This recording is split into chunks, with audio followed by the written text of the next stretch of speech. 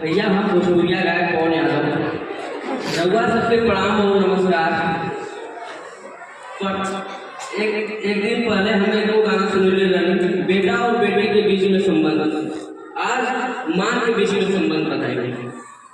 और हम भैया स्टारों के स्टार पावर स्टार पवन यादव आपके बीच खड़ा बानी।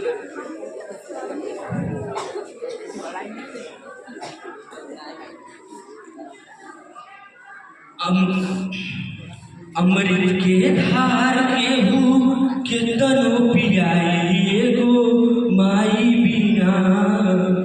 अमृत के धार केहू कतनो पियाई एगो माई बिना। कैसे करे जा बाजू डाई भाई एगो माई बिना। कैसे करे जा बाजू डाई भाई एगो माई बिना। नव मह कोखिया में रखलू सहेज के, रखलू सहेज के। दिहलू जनमवा माई सारा सुख तेज के। दिहलू जनमवा माई सारा सुख तेज के।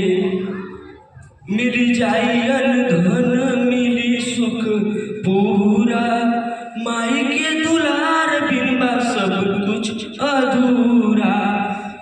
अचरा ओढ़ा के केहू दूधो पियाई एगो माई बिना।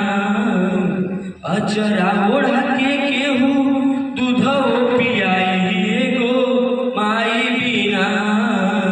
कैसे करे जवाजू डाई भाई एगो माई बिना। कैसे करे जवाजू डाई माई